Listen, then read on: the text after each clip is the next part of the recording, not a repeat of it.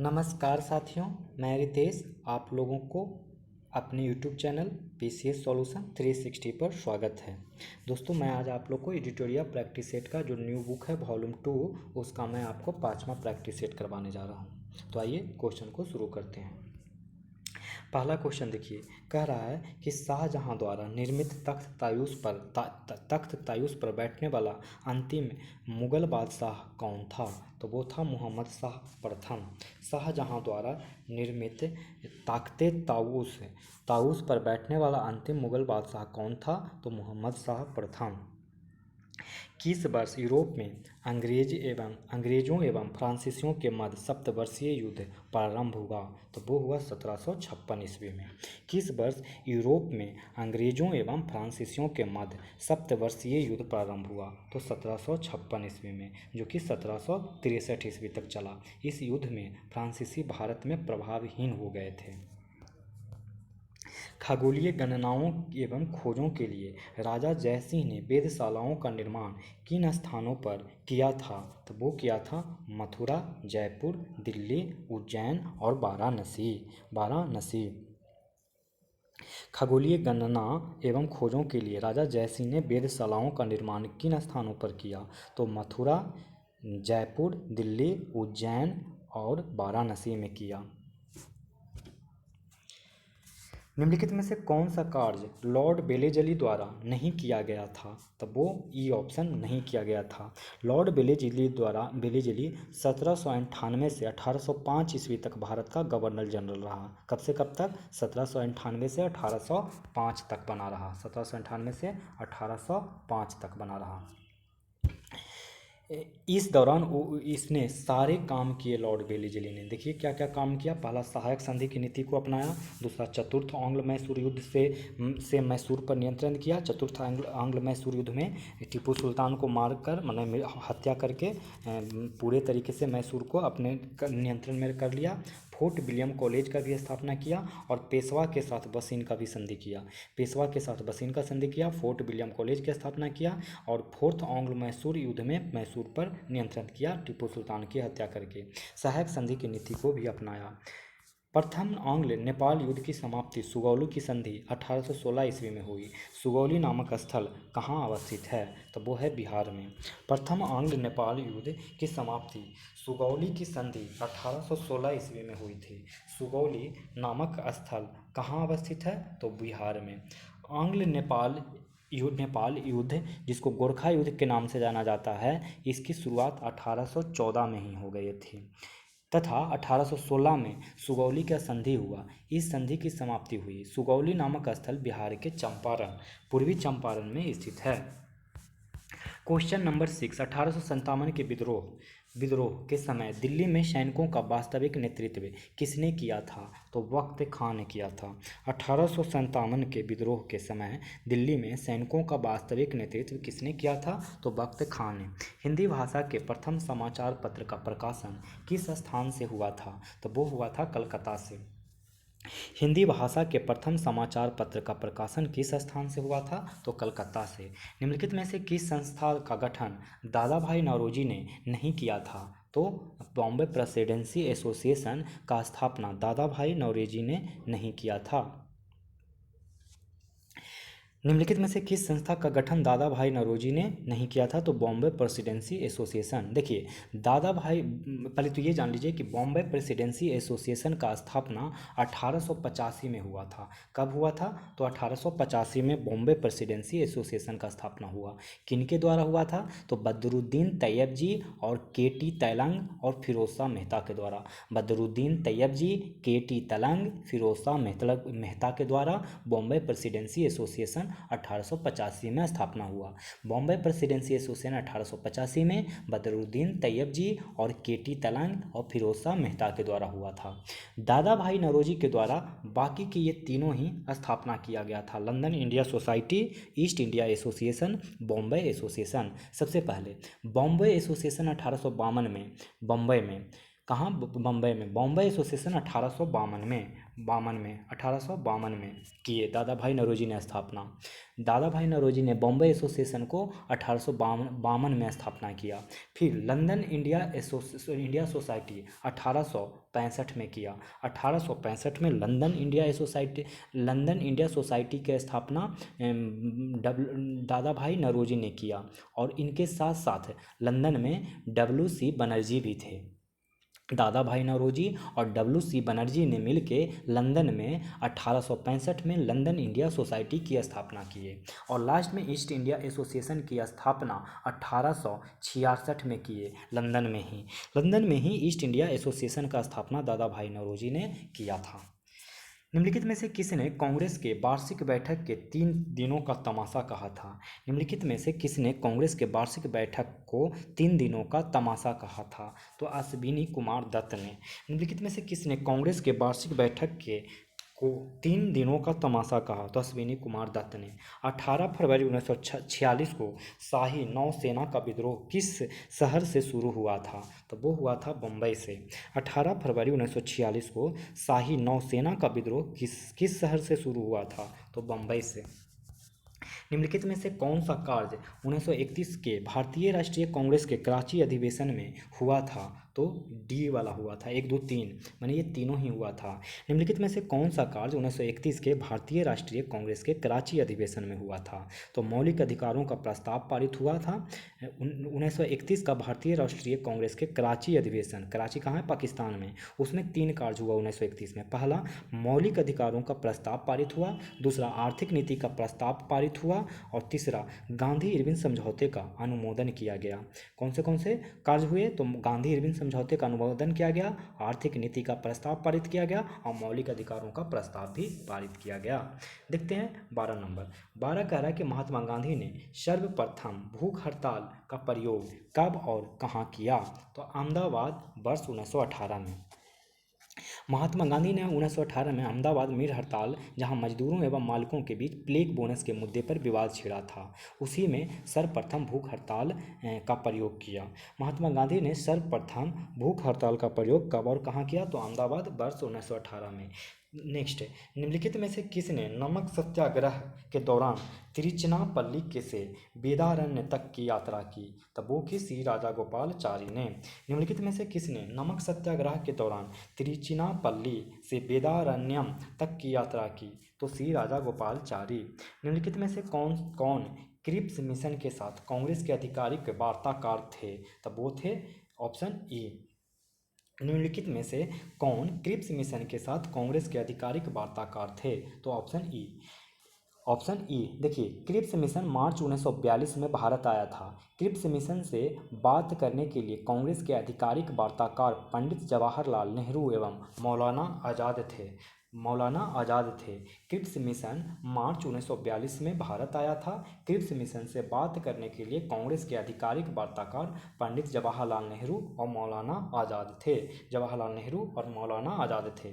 कांग्रेस के सूरत विभाजन के समय भारत का वायसराय कौन था? तो वो था लॉर्ड मिंटो द्वितीय। कांग्रेस के सूरत विभाजन के समय भारत का वायसराय कौन था? लॉर्ड मिंटो द्वितीय। निम्नलिखित में से किस अधिनियम के माध्यम से महिलाओं को मताधिकार प्रदान किया गया था? तो वो था भारत सरकार अधिनियम 1919 ईस्वी। निम्नलिखित में से किस अधिनियम के माध्यम से महिलाओं को मताधिकार प्रदान किया गया था? भारत सरकार अधिनियम 1919 ईस्वी। 1854 के वुड डिस्पैच के तहत भारत में लंदन विश्वविद्यालय के तर्ज पर 3 विश्वविद्यालय 1857 में गठित किए गए। निम्नलिखित में से कौन सा विश्वविद्यालय इसमें शामिल नहीं था? तो वो शामिल नहीं था इलाहाबाद विश्वविद्यालय। 1854 के वुड डिस्पैच के तहत भारत में लंदन विश्वविद्यालय का तर्ज पर 3 विश्वविद्यालय 1857 में गठित किए गए। निम्नलिखित में से कौन सा विश्वविद्यालय इसमें शामिल नहीं था? तो इलाहाबाद विश्वविद्यालय। मित्र मेला संगठन की स्थापना किसने की थी? तो वीडी सावरकर ने। मित्र मेला संगठन की स्थापना किसने की थी? तो वीडी सावरकर ने। प्रथम विश्व युद्ध के दौरान भारत में कौन सा आंदोलन लोकप्रिय हुआ था? तो वो हुआ था होम रूल लीग आंदोलन। प्रथम विश्व युद्ध के दौरान भारत में कौन सा आंदोलन लोकप्रिय हुआ था? होम रूल लीग आंदोलन। दक्षिण भारत के ब्राह्मण समाज के रूप में प्रसिद्ध है वेद समाज की स्थापना किसने की? तो श्री घरालू नायडू ने। दक्षिण भारत के ब्राह्मण समाज के रूप में प्रसिद्ध है वेद समाज की स्थापना किसने की? श्री घरालू नायडू ने।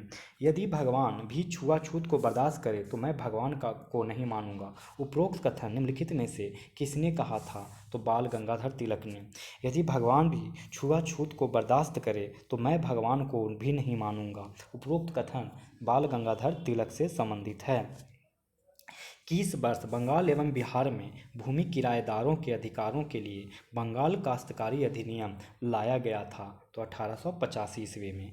किस वर्ष बंगाल एवं बिहार में भूमि किराएदारों के अधिकारों के लिए बंगाल काश्तकारी अधिनियम लाया गया था? 1885 में। मुंगेर में बरहिया ताल विरोध का मुख्य उद्देश्य क्या था? तो ये उद्देश्य था जमींदारी प्रथा की समाप्ति। मुंगेर में बरहिया ताल विरोध का मुख्य उद्देश्य क्या था? तो जमींदारी प्रथा की समाप्ति। बिहार में निम्नलिखित में से किस आंदोलन के दौरान छात्रों द्वारा स्वराज ट्रेन का संचालन किया गया था? तब वो किया गया था भारत छोड़ो आंदोलन। बिहार में निम्नलिखित में से किस आंदोलन के दौरान छात्रों द्वारा स्वराज ट्रेन का संचालन किया गया था? तो भारत छोड़ो आंदोलन। निम्नलिखित में से कौन कन्नड़ साहित्य के त्रिरत्न में शामिल नहीं हैं? तब वो कम्बन नहीं है। निम्नलिखित में से कौन कन्नड़ साहित्य के त्रिरत्न में शामिल नहीं हैं? तो कम्बन। 26 नंबर कह रहा है कि दिल्ली सल्तनत के राजस्व व्यवस्था के अंतर्गत निम्नलिखित में से कौन सा कर गैर मुसलमान से लिया जाता था? तो ये लिया जाता था डी ऑप्शन, डी 3 और 1, जजिया और खराज। जजिया और खराज दिल्ली सल्तनत की राजस्व व्यवस्था के अंतर्गत निम्नलिखित में से कौन सा कर गैर मुसलमानों से लिया जाता था? तो जजिया और खराज। खराज जो होता था गैर मुसलमानों पर भूमि का 1/3 से 1/2 भाग तक होता था। 1/3 से लेके 1/2 भाग तक होता था गैर मुसलमानों पर भूमि कर। और जजिया गैर मुस्लिमों से धार्मिक कर होता था। जजिया क्या होता था? तो गैर मुस्लिमों से लिया जाने वाला धार्मिक कर था। फिर उस्र क्या होता था? तो उस्र मुसलमानों से भूमि कर 5% से 10% तक होता था। उस्र क्या होता था? जो मुसलमानों से भूमि कर 5 से 10% तक लिया जाता था। ज़कात क्या होता था? तो मुसलमानों से धार्मिक कर्ज लिया जाता था। मुसलमानों से जो धार्मिक कर लिया जाता था उसको ज़कात कहते थे। किस विद्वान के अनुसार मुबारक खिलजी नग्न होकर दरबारियों के बीच दौड़ा करता था? तब वो है जियाउद्दीन बर्नी। किस विद्वान के अनुसार मुबारक खिलजी नग्न होकर दरबारियों के बीच दौड़ा करता था? जियाउद्दीन बर्नी। निम्नलिखित में से किस मुगल शासक ने दूह अस्पा एवं सिंह अस्पा की नीति को लागू किया? तो वो था जहांगीर। निम्नलिखित में से किस मुगल शासक ने दूह अस्पा एवं सिंह अस्पा की नीति को लागू किया? तो जहांगीर ने। सतनामी विद्रोह किस मुगल शासक के समय हुआ था? तो औरंगजेब के समय हुआ था। औरंगजेब के समय हुआ था 1672 में। सतनामी विद्रोह किस मुगल शासक के समय हुआ था? तो औरंगजेब के समय हुआ था। ये एक धार्मिक संप्रदाय था। सतनामी विद्रोह में धार्मिक विरोध था 1672 में औरंगजेब के द्वारा हुआ। निम्नलिखित में से किस विदेशी यात्रा निम्नलिखित में से किस विदेशी यात्रा ने दारा सिकोह एवं औरंगजेब के मध्य होने वाले उत्तराधिकार के युद्ध का वर्णन किया था? तो वो किया था फ्रांसीसी बर्नियर ने। फ्रांसीसी बर्नियर यह फ्रांसीसी यात्री था। पेशे में यह चिकित्सक था। यह शाहजहां के दरबार से संबंधित था और इसने दारा सिकोह एवं औरंगजेब के बीच उत्तराधिकारी के युद्ध का वर्णन किया। और ये रहा था मतलब भारत में आके रहा था शाहजहां के काल में। निम्नलिखित में से किस विदेशी यात्री ने दारा सिकोह एवं औरंगजेब के मध्य होने वाले उत्तराधिकारी के युद्ध का वर्णन किया था? तो फ्रांसीसी बर्नियर ने। सिंधु सभ्यता के किस स्थल से वक्राकार ईंटें मिली है? तो वो मिली है चनहुद्रो। सिंधु सभ्यता के किस स्थल से वक्राकार ईंटें मिली है? चनहुदरो। ऋग्वेद काल में किस नदी को सर्वाधिक पवित्र नदी माना गया है? तो वो माना गया है सरस्वती। ऋग्वेद काल में किस नदी को सर्वाधिक पवित्र नदी माना गया है? सरस्वती। निम्नलिखित में से किस महाजनपद का संबंध बिहार से नहीं है? तो वत्स महाजनपद का संबंध बिहार से नहीं है। बाकी अंग, बज्जी, मगध ये बिहार से संबंधित है। अंग, बज्जी, मगध बिहार से संबंधित है। निम्नलिखित में से कौन सा अंतिम मौर्य सम्राट था? तो वो था बृहद्रथ। निम्नलिखित में से कौन अंतिम मौर्य सम्राट था? बृहद्रथ। निम्नलिखित में से किस शासक ने पाटलिपुत्र पर आक्रमण कर वहां से बुध का भिक्षापात्र एवं एक अनोखा कुक्कुट अपने साथ ले गया था? तो वो ले गया था कनिष्क। निम्नलिखित में से किस शासक ने पाटलिपुत्र पर आक्रमण कर वहां से बुध का भिक्षा पात्र एवं एक अनोखा कुक्कुट अपने साथ ले गया? तो कनिष्क। निम्नलिखित में से किसके अनुसार मौर्यकालीन समाज में दास व्यवस्था विद्यमान था? तो वो उसका आंसर हो जाएगा ई। देखिए, मेगास्थनीज और स्ट्रैबो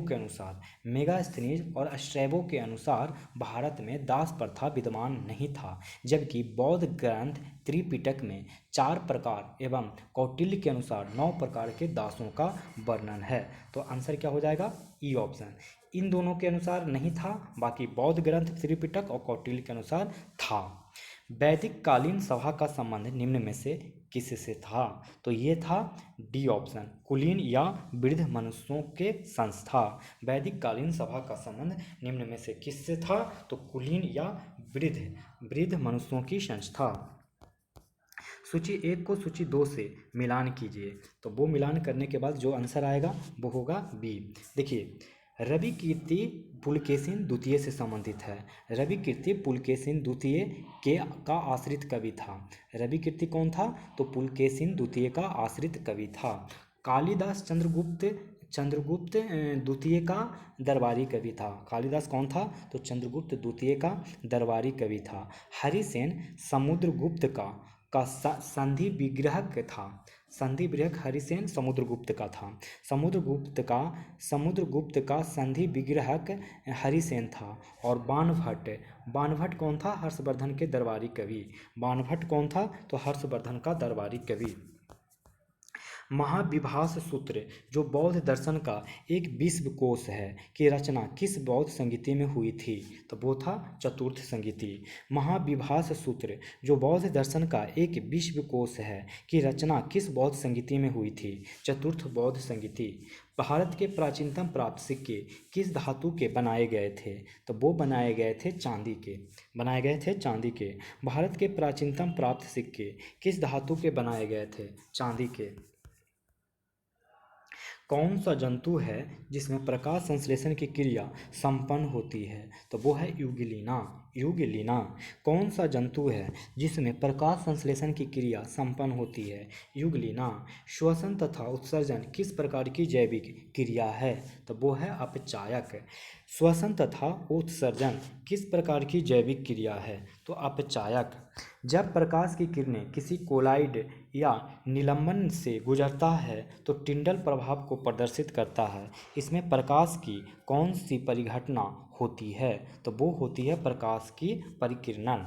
जब प्रकाश की किरण किसी कोलाइडल या निलंबन से गुजरता है तो टिंडल प्रभाव को प्रदर्शित करता है। इसमें प्रकाश की कौन सी परिघटना होती है? प्रकाश का परिकिरणन। भोजन का सर्वाधिक अवशोषण कहाँ होता है? तो इलियम में।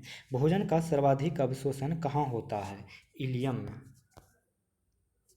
45 का क्वेश्चन देखिए, सुमेलित करना है। सुमेलित करिएगा तो इधर एक तरफ खनिज है, दूसरा कमी के प्रभाव है। फास्फोरस दांत एवं हड्डियां दुर्बल, शरीर की वृद्धि एवं कार्य के अवरुद्ध है। तो इसका आंसर क्या हो जाएगा? सी। ए का 3 मतलब फास्फोरस जो खनिज है इसकी अगर कमी हुआ तो इसके प्रभाव होंगे शरीर की वृद्धि एवं कार्य के अवरुद्ध हो जाएंगे। गंधक की कमी हुआ तो प्रोटीन उपापचय की गड़बड़ियाँ हो जाएगा। गंधक अगर कम हो गया तो प्रोटीन उपापचय की गड़बड़ियाँ। अगर पोटेशियम की कमी हुई तो पेशियों की दुर्बलता और अंगघात की आशंका हो जाएगा।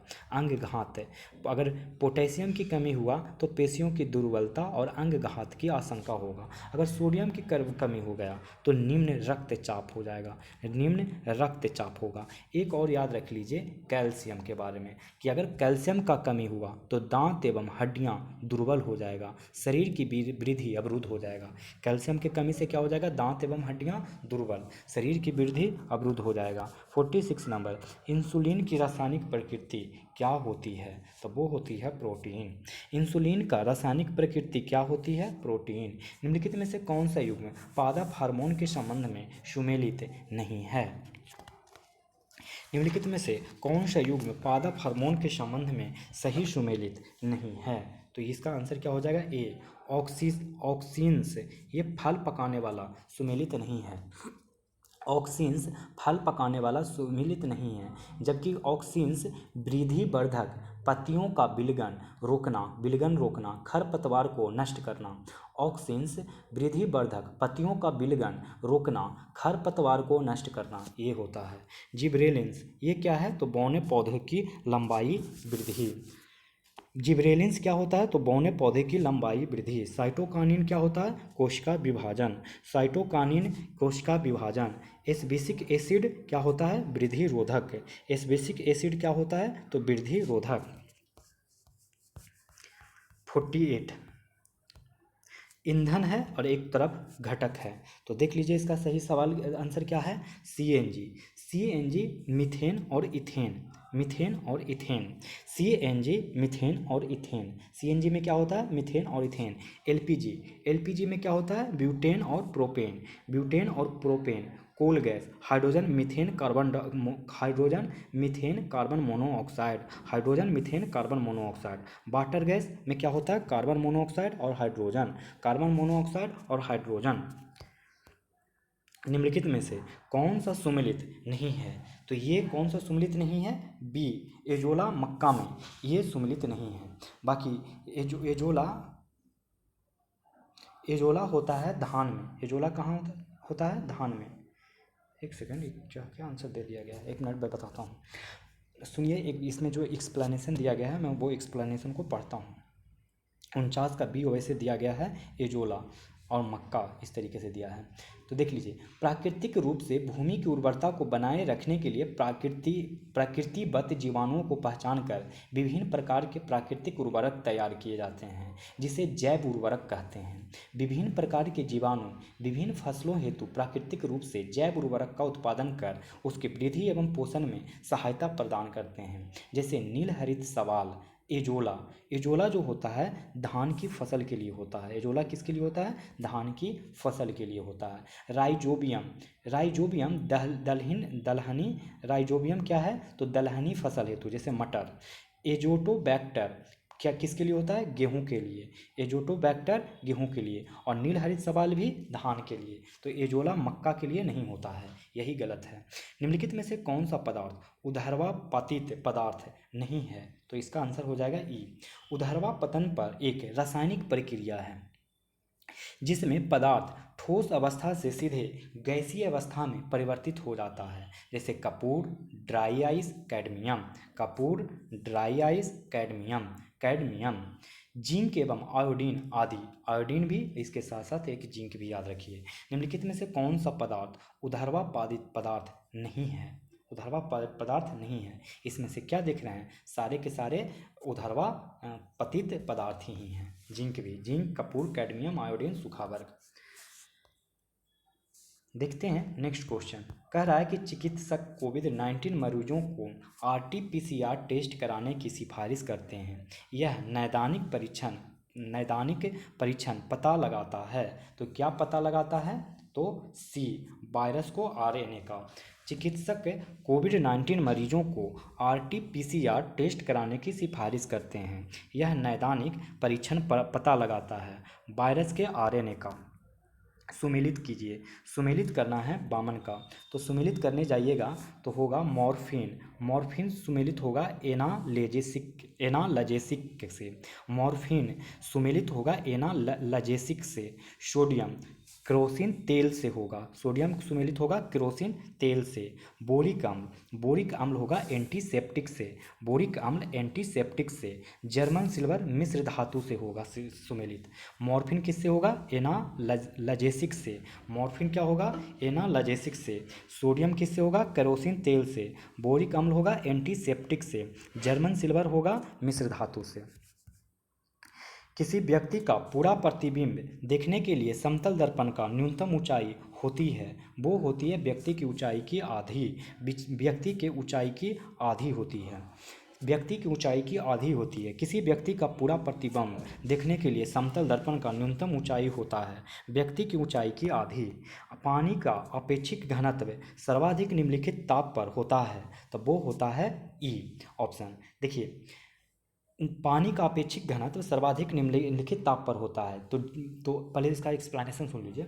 अधिकांश द्रवों को गर्म करने पर उनके आयतन में वृद्धि एवं घनत्व में कमी होती है, लेकिन पानी को 0 डिग्री सेंटीग्रेड से 4 डिग्री सेंटीग्रेड तक गर्म करने पर इसका उल्टा होता है। पानी का अधिकतम घनत्व 4 डिग्री सेंटीग्रेड या 277 केल्विन, 4 डिग्री सेंटीग्रेड या 277 केल्विन पर होता है। ठीक है ना, तो ये दोनों ही आंसर हो जाएगा, इसलिए ऑप्शन ई।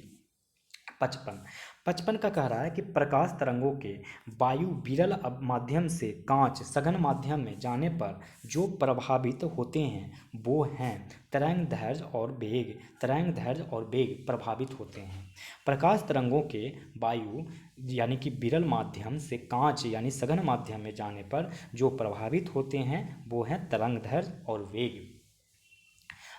देखिए, जब प्रकाश तरंग वायु से कांच में जाती है तो उसका वेग और तरंगदैर्घ्य बदल जाता है, लेकिन आवृत्ति कभी नहीं बदलता है। आवृत्ति क्या होता है? नहीं बदलता है। बाकी तरंगदैर्घ्य और वेग बदल जाता है। तीन ही चीज़ तो होता है, एक तरंगदैर्घ्य, आवृत्ति और वेग। तो तरंगदैर्घ्य और वेग ये दोनों नहीं बदलता, बाकी आवृत्ति बदल जाता है। फ्यूज का सिद्धांत है विद्युत का ऊष्मीय प्रभाव। फ्यूज का सिद्धांत है विद्युत का ऊष्मीय प्रभाव। ब्रिक से प्रति घंटा औसत रक्त प्रवाह होता है, तब वो होता है 72,000 सीसी। 72,000 सीसी। ब्रिक से प्रति घंटा औसत रक्त प्रवाह होता है 72,000 सीसी। नॉन स्टिक फ्राइंग कढ़ाई में तेल लगा होता है, तब वो होता है टेफ्लॉन। नॉन स्टिक फ्राइंग कढ़ाई में लेप लगा होता है टेफ्लॉन का। नॉन स्टिक फ्राइंग कढ़ाई में लेप लगा होता है टेफ्लॉन का। सबसे छोटा जीव जो स्वयं विकास एवं प्रजनन करने में समर्थ है वो है माइकोप्लाज्मा। सबसे छोटा जीव जो स्वयं विकास एवं प्रजनन करने में समर्थ है माइकोप्लाज्मा। 60 कह रहा है कि धान के लिए सामान्यतः प्रयोग होने वाला खरपतवार नाशक है, तो वो है 2,4-D। धान के लिए सामान्यतः प्रयोग होने वाला खरपतवार नाशक है 2,4-D। यह एक रेखीय नेटवर्क है जो उत्पादक जीव में शुरू होता है और शीर्ष परभक्षी प्रजातियों पर जाकर खत्म हो जाता है, तो खाद्य श्रृंखला। यह एक रेखीय नेटवर्क है जो उत्पादक जीव में शुरू होता है और शीर्ष परभक्षी प्रजातियों पर जाकर खत्म हो जाता है, तो खाद्य श्रृंखला। हमारे देश के शहरों में वायु गुणवत्ता सूचकांक एयर क्वालिटी इंडेक्स का परिकलन करने में निम्नलिखित में से किन वायुमंडलीय गैसों का समानता प्रयोग किया जाता है, तो इसका आंसर हो जाएगा ई। दैनिक आधार पर वायु की गुणवत्ता बताता है, इसके आधार पर 8 प्रदूषकों को शामिल किया गया है। आप इन 8 प्रदूषकों को याद रखें। पहला PM10 पार्टिकुल मैटर 10, फिर PM2.5, फिर NO2 नाइट्रोजन डाइऑक्साइड NO2, और फिर SO2 सल्फर डाइऑक्साइड, फिर CO कार्बन मोनोऑक्साइड, फिर O3 ओजोन, फिर NH3 अमोनिया और PB PB, ये हो गया PB सीसा 1 2 3 4 5 6 7 8। ध्यान दीजिए, कार्बन डाइऑक्साइड नहीं है, कार्बन डाइऑक्साइड नहीं है। हमारे देश के शहरों में वायु गुणवत्ता सूचकांक एयर क्वालिटी इंडेक्स का परिकलन करने में निम्नलिखित में किन वायुमंडलीय गैसों को समानता प्रयोग किया जाता है? तो PM10, PM2.5, जो ozone, NH3, PB carbon monoxide, nitrogen dioxide, sulphur dioxide. निम्नलिखित में से कौन सा एक परितंत्र यानी इकोसिस्टम शब्द का पूर्ण वर्णन करता है? तब वो करता है सी ऑप्शन, जीवों का समुदाय और साथ ही वह पर्यावरण जिसमें वे रहते हैं। निम्नलिखित में से कौन सा एक परितंत्र इकोसिस्टम शब्द का पूर्ण वर्णन करता है? तो जीवों का समुदाय और साथ ही वह पर्यावरण जिसमें वे रहते हैं। कृषि कार्य में नाइट्रोजनी उर्वरकों के अत्यधिक अनुपयुक्त प्रयोग का क्या प्रभाव होता है? तो इसका आंसर ई हो जाएगा। नाइट्रोजनी उर्वरक के अत्यधिक प्रयोग से मिट्टी का पीएच मान घट जाता है, जिसके कारण इसकी अम्लता बढ़ जाती है। कृषि क्षेत्रों में नाइट्रोजन की पहुंच अपवाह, लीचिंग तथा बहाव के द्वारा होती है, जो भौम जल में नाइट्रेट का निक्षालन करता है। नाइट्रोजन उर्वरक के अत्यधिक प्रयोग से मिट्टी का पीएच मान घट जाता है, जिसके कारण इसकी अम्लता बढ़ जाती है, मिट्टी का अम्लता बढ़ जाती है, क्षारीयता बढ़ती नहीं है। कृषि क्षेत्रों में नाइट्रोजन की पहुंच अपवाह, लीचिंग तथा बहाव के द्वारा होती है, जो भौम जल में नाइट्रेट का निक्षालन हो सकता है। निम्नलिखित में से कौन सा एक जीव अन्य तीनों जीवों के वर्ग का नहीं है? तो वो है केकड़ा। निम्नलिखित में से कौन सा एक जीव अन्य तीनों जीवों के वर्ग का नहीं है? केकड़ा। निम्न में से कौन सा कार्बन चक्र में कार्बन डाइऑक्साइड का योगदान करता है? तो इसका आंसर हो जाएगा ई। कार्बन चक्र एक भूजैव रासायनिक चक्र है, जिसके द्वारा कार्बन का जैव मंडल, भूमंडल, जलमंडल एवं वातावरण में विनिमय होता है। कार्बन कई रूपों में मिलता है, जिसमें कार्बन डाइऑक्साइड भी एक है। ज्वालामुखी श्वसन एवं जैव पदार्थों के क्षय से कार्बन डाइऑक्साइड की विमुक्ति होती है, जबकि प्रकाश संश्लेषण की क्रिया में ऑक्सीजन विमुक्त होती है।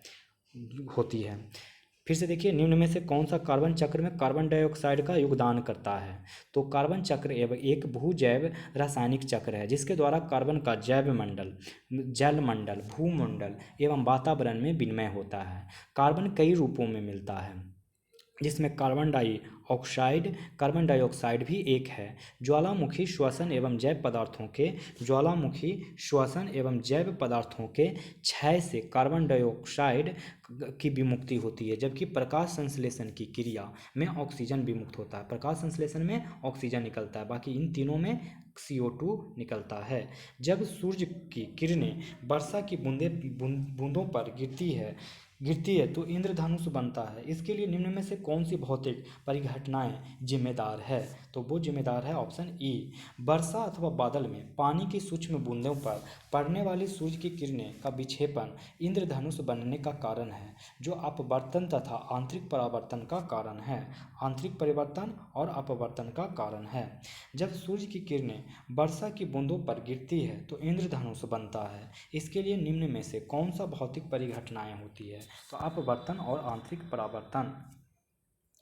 क्लोरीकरण पानी को शुद्ध करने की एक प्रक्रिया है। क्लोरीकरण क्लोरीन को रोगाणुनाशी क्रिया का मुख्य कारण है। तो मुख्य कारण क्या है? तो पानी में क्लोरीन मिलाए जाने पर हाइड्रोक्लोरस अम्ल का बनना। क्लोरीकरण पानी को शुद्ध करने की एक प्रक्रिया है। क्लोरीन को रोगाणुनाशी क्रिया का मुख्य कारण क्या है? तो पानी में क्लोरीन मिलाए जाने पर हाइड्रोक्लोरस अम्ल का बनना।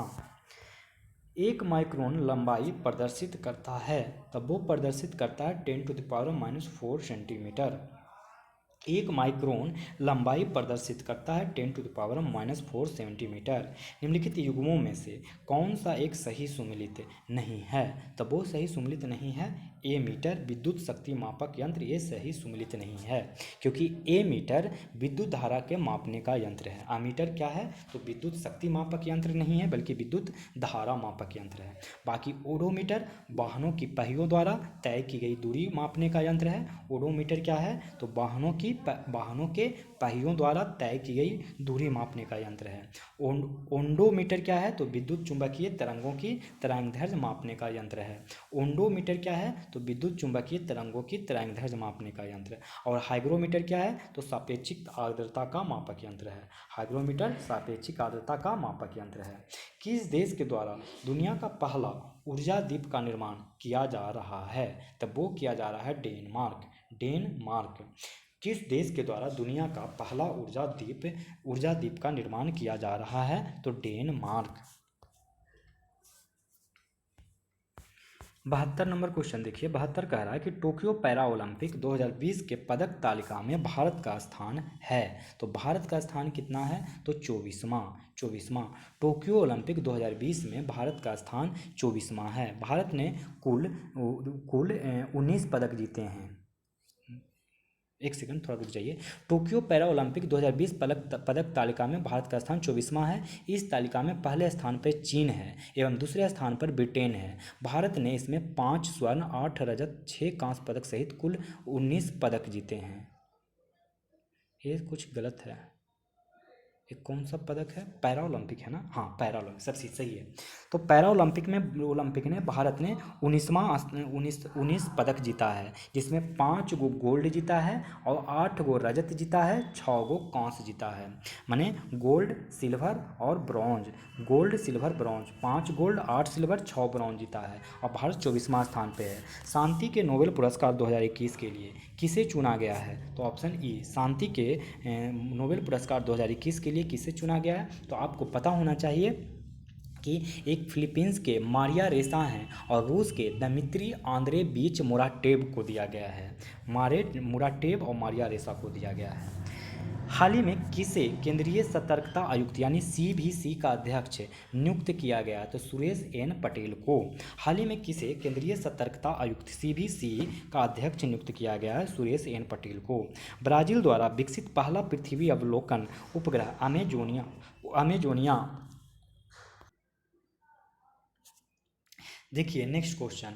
ब्राज़ील द्वारा विकसित पहला पृथ्वी अवलोकन उपग्रह अमेजोनिया 2 इसरो के किस प्रक्षेपण यान से प्रक्षेपित किया गया था? तो वो है PSLV C51।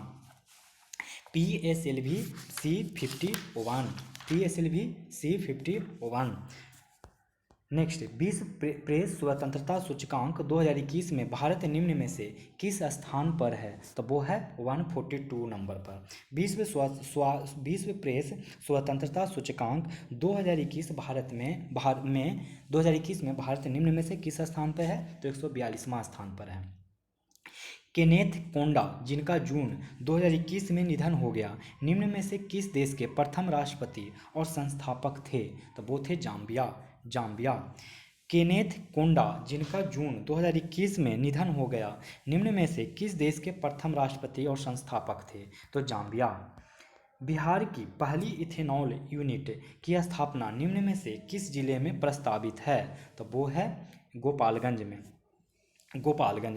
बिहार की पहली इथेनॉल यूनिट की स्थापना निम्न में से किस जिले में प्रस्तावित है? तो गोपालगंज में। निम्न में से किसे वर्ष 2021 के अर्थशास्त्र के प्रतिष्ठित हम्बोल्ट रिसर्च अवार्ड से सम्मानित किया गया है? तो वो है कौशिक बसु।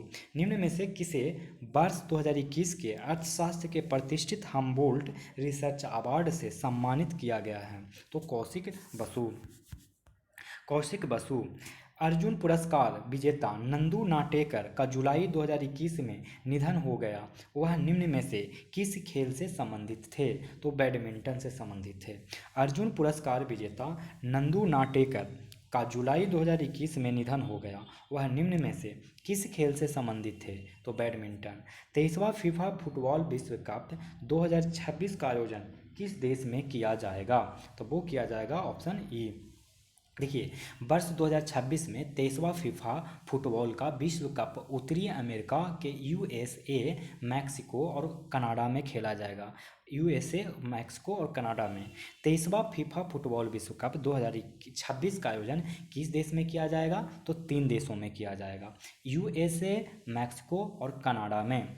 और 2022 में 22वां फीफा फुटबॉल विश्व कप कतर में खेला जाएगा। कहाँ खेला जाएगा? कतर में। कौन सा नंबर का? तो 22वां फुटबॉल कप कहाँ खेला जाएगा? तो कतर में खेला जाएगा। और 23वां यूएसए, कनाडा और मैक्सिको में। अगस्त 2021 में अल मोहेद अल हिंदी नामक सैन्य अभ्यास किन दो देशों के बीच संपन्न हुआ? तब वो हुआ भारत और सऊदी अरब। अगस्त 2021 में अल मोहेद अल हिंदी नामक सैन्य अभ्यास किन दो देशों के बीच संपन्न हुआ? तब वो हुआ भारत और सऊदी अरब। अप्रैल 2021 में निम्न में से किस महान हिंदू दार्शनिक और चिंतक को 1004वीं जयंती मनाई गई? तो वो मनाई गई श्री रामानुजाचार्य। अप्रैल 2021 में निम्न में से किस महान हिंदू दार्शनिक और चिंतक की 1004वीं जयंती मनाई गई? तो श्री रामानुजाचार्य। हाल ही में किसे संयुक्त राष्ट्र मानवाधिकार परिषद का अध्यक्ष नियुक्त किया गया? तो वो नियुक्त किया गया नाजत शमीम खान को। नाजत शमीम खान को हाल ही में किसे संयुक्त राष्ट्र मानवाधिकार परिषद का अध्यक्ष नियुक्त किया गया? तो नाजत शमीम खान। वर्ष 2021 में कितने भारतीय समुद्र तटों को ब्लू फ्लैग प्रमाण प्राप्त हुआ? तो वो प्राप्त हुआ 2। वर्ष 2021 में कितने भारतीय समुद्र तटों को ब्लू फ्लैग प्रमाण प्राप्त हुआ? तो 2। बिहार के निम्न में से किस जिले में तालाब के ऊपर तैरता हुआ बिजली घर बनाया जा रहा है? तो दरभंगा और सुपौल। बिहार के निम्न में से किस जिले में तालाब के ऊपर तैरता हुआ बिजली घर बनाया जा रहा है? दरभंगा और सुपौल। हवा से CO2 को सोखने वाला दुनिया का सबसे बड़े प्लांट का संचालन कहाँ हो रहा है? तो वो हो रहा आइसलैंड में। आइसलैंड में हवा से CO2 को सोखने वाला दुनिया के सबसे बड़े प्लांट का संचालन कहाँ हो रहा है? तो आइसलैंड में। 88 नंबर क्वेश्चन देखिए, कह रहा है कि आत्मनिर्भर बिहार के 7 निश्चय 2 2020 से 2025 के अंतर्गत वित्तीय वर्ष 2021-22 में विभिन्न विभागों के अंतर्गत कुल बजट प्रावधान कितना है? तब वो है 5,000 करोड़ रुपया। आत्मनिर्भर बिहार के 7 निश्चय 2 के अंतर्गत वित्तीय वर्ष 2021-22 में विभिन्न विभागों के अंतर्गत कुल बजट प्रावधान कितना है? तो 5,000 करोड़ रुपया। बिहार बजट 2022-23 के अनुसार वित्तीय वर्ष 2022-23 में राज्य का कुल राजस्व कुल व्यय का कितना प्रतिशत अनुमानित है? तो वो है 80.76%। बिहार बजट 2022-23 के अनुसार वित्तीय वर्ष 2022-23 में राज्य का कुल राजस्व कुल व्यय का कितना प्रतिशत अनुमानित है? तो 80.76%।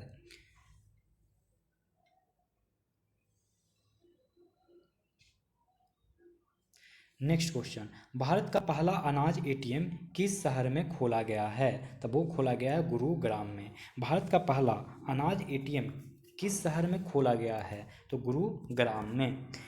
बिटकॉइन को कानूनी तौर पर अपनाने वाला विश्व का पहला देश कौन बना है? तो अल सल्वाडोर। बिटकॉइन को कानूनी तौर पर अपनाने वाला विश्व का पहला देश कौन बना है? El Salvador. T20 अंतर्राष्ट्रीय क्रिकेट में 3,000 रन बनाने वाले विश्व के पहले बल्लेबाज कौन हैं? तब वो हैं विराट कोहली। T20 अंतर्राष्ट्रीय क्रिकेट में 3,000 रन बनाने वाले विश्व के पहले बल्लेबाज कौन हैं? तो विराट कोहली। एशियाई मुक्केबाजी चैंपियनशिप 2021 में स्वर्ण पदक जीतने वाले भारतीय खिलाड़ी कौन हैं? तो ऑप्शन E। देखिए दुबई में आयोजित एशियाई मुक्केबाजी चैंपियनशिप 2021 में भारत ने कुल 15 पदक जीते हैं, जिसमें 2 तो गोल्ड जीता है, 5 रजत और 8 कांस्य पदक जीते हैं। एशियाई मुक्केबाजी चैंपियनशिप 2021 में स्वर्ण पदक जीतने वाले भारतीय खिलाड़ी कौन है? तो 2 गोल्ड जीता है। तो दोनों गोल्ड जीतने वाले कौन कौन लोग हैं? जरा देखिए, पूजा रानी, महिलाओं में पूजा रानी 75 किलोग्राम और वर्ग में एवं पुरुषों में संजीत ने 93 किलो वर्ग में स्वर्ण पदक जीता है। संजीत और पूजा रानी ने 75 किलोग्राम में और संजीत ने 93 किलोग्राम में। अंतर्राष्ट्रीय बौद्धिक संपदा सूचकांक 2021 में प्रथम स्थान किस देश का रहा है? तो अमेरिका। अंतर्राष्ट्रीय बौद्धिक संपदा सूचकांक 2021 में प्रथम स्थान किस देश का है? अमेरिका। निम्न में से किस राज्य के द्वारा लाडली लक्ष्मी योजना की शुरुआत की गई है? तो वो की गई है मध्य प्रदेश। निम्न में से किस राज्य के द्वारा लाडली लक्ष्मी योजना की शुरुआत की गई है? मध्य प्रदेश। मातृ कवच अभियान किस राज्य के द्वारा शुरू किया गया है? तो वो है केरल। मातृ कवच अभियान किस राज्य के द्वारा शुरू किया गया है? तो Kerala. Indian and Asian geopolitics the past the present पुस्तक के लेखक कौन हैं? तो Shiv Shankar Menon. Indian and Asian geopolitics the past the present पुस्तक के लेखक कौन है? शिव शंकर मेनन। किस राज्य सरकार ने इलेक्ट्रॉनिक्स उद्योग को बढ़ावा देने के लिए इलेक्ट्रॉनिक पार्क की स्थापना की घोषणा की है? तो उत्तर प्रदेश। किस राज्य सरकार ने इलेक्ट्रॉनिक्स उद्योग को बढ़ावा देने के लिए इलेक्ट्रॉनिक पार्क की स्थापना की घोषणा की? उत्तर प्रदेश। बिहार के किस जिले में विकेंद्रीकृत जैव चिकित्सा अपशिष्ट भस्मक की स्थापना की? तो वो की बक्सर। बिहार के किस जिले में विकेंद्रीकृत जैव चिकित्सा अपशिष्ट भस्मक की स्थापना की गई? तो बक्सर। किस राज्य सरकार ने जनसंख्या नियंत्रण करने हेतु एक नई जनसंख्या नीति की शुरुआत की? तो वो है उत्तर प्रदेश। उत्तर प्रदेश। किस राज्य सरकार ने जनसंख्या नियंत्रण करने हेतु एक नई जनसंख्या नीति का शुरुआत की? उत्तर प्रदेश। विश्व जल संरक्षण दिवस कब मनाया जाता है? तो 22 मार्च को। विश्व जल संरक्षण दिवस कब मनाया जाता है? 22 मार्च को। अपने प्रदूषकों के कारण कौन सी नदी जैविक मरुस्थल कहलाती है? तो वो कहलाती है दामोदर नदी। अपने प्रदूषकों के कारण कौन सी नदी जैविक मरुस्थल कहलाती है? दामोदर नदी। निम्नलिखित युग्मों पर विचार कीजिए। तो वो विचार करिए और इसका आंसर क्या हो जाएगा? ए। सिर्फ एक ही सही है। केवल कॉर्बेट राष्ट्रीय उद्यान रामगंगा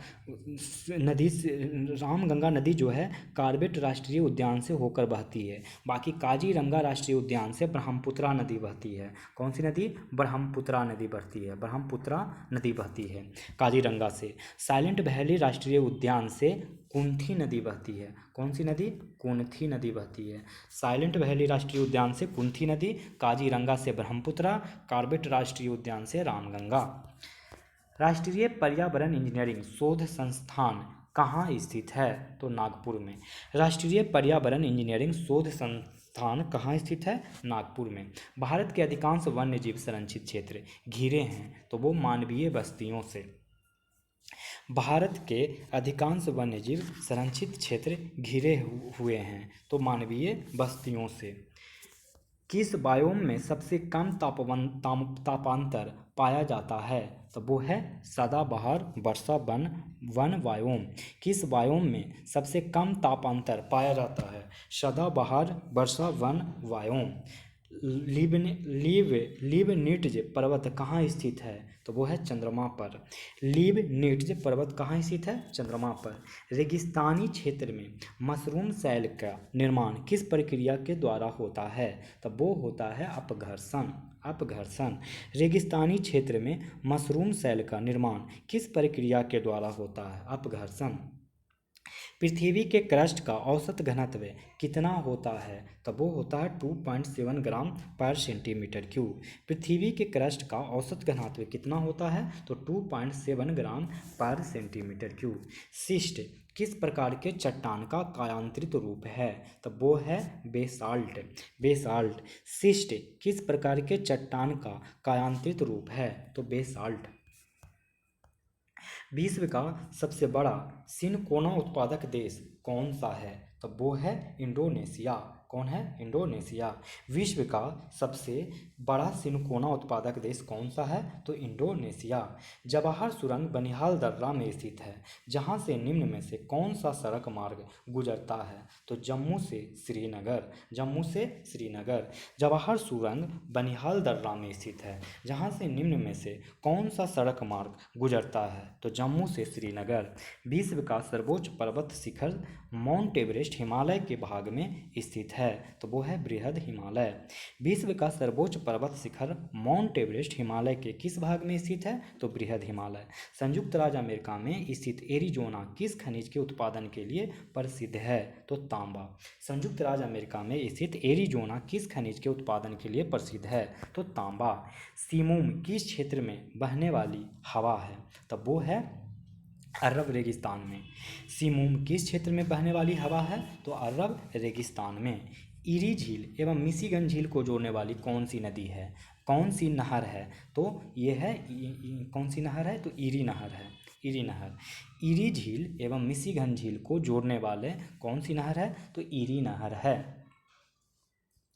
और सू नहर आपको पता होगा कि सुपीरियर झील और ह्यूरोन झील को जोड़ता है। सू नहर सुपीरियर झील और सुपीरियर झील और ह्यूरोन झील को जोड़ता है। और न्यू वाटर वे, ये जो न्यू वाटर वे देख रहे हैं वो उत्तरी सागर और रॉटरडम के बीच स्थित है। उत्तरी सागर और रॉटरडम के बीच स्थित है।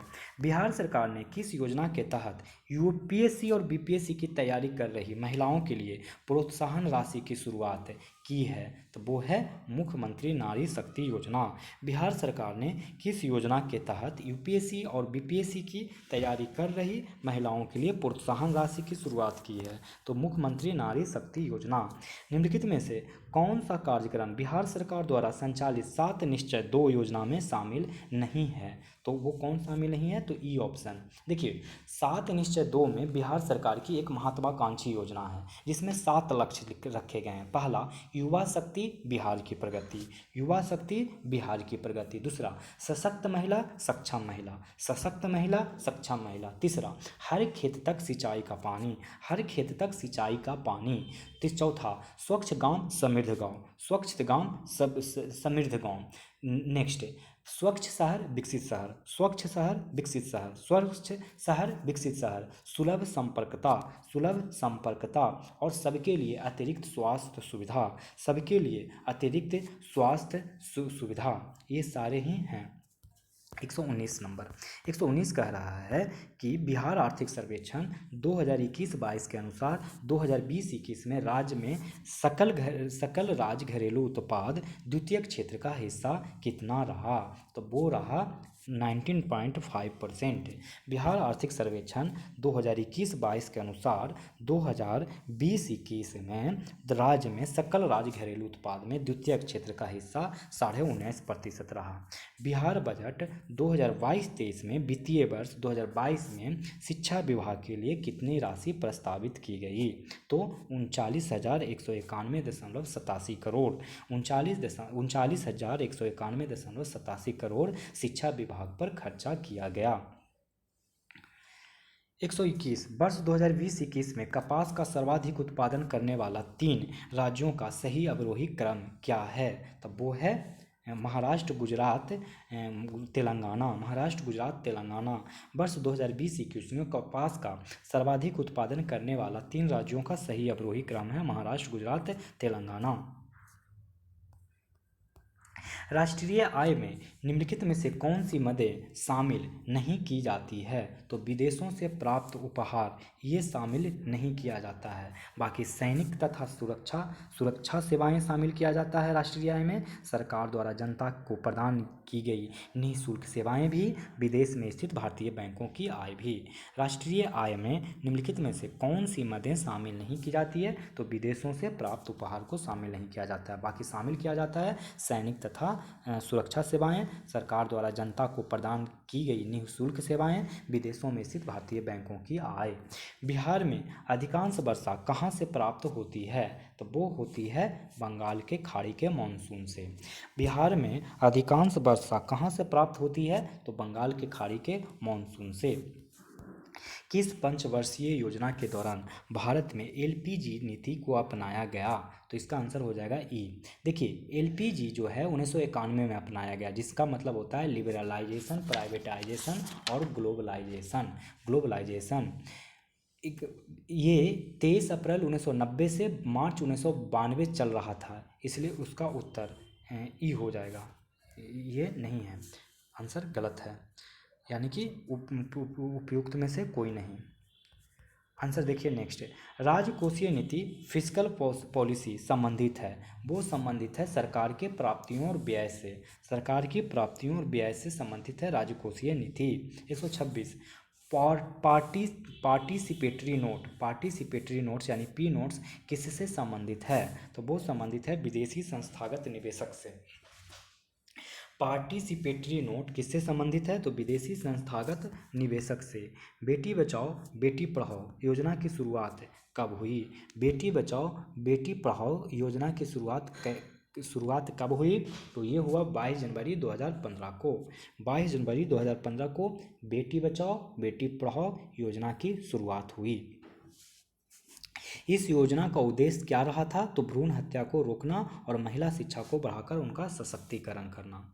128 नंबर कह रहा है कि भारत वन स्थिति रिपोर्ट 2021 के अनुसार क्षेत्रफल की दृष्टि से सर्वाधिक वन आवरण वाले निम्न राज्यों का सही अवरोही क्रम क्या है? तो वो है मध्य प्रदेश, अरुणाचल प्रदेश, छत्तीसगढ़, उड़ीसा। भारत वन स्थिति रिपोर्ट 2021 के अनुसार क्षेत्रफल की दृष्टि से सर्वाधिक वन आवरण वाले निम्न राज्यों का सही अवरोही क्रम है मध्य प्रदेश, अरुणाचल प्रदेश, छत्तीसगढ़ और उड़ीसा। 129 नंबर पहली बार परिसीमन आयोग का गठन कब किया गया था? तब वो किया गया था 1952 में। पहली बार परिसीमन आयोग का गठन कब किया गया था? तो 1952 में।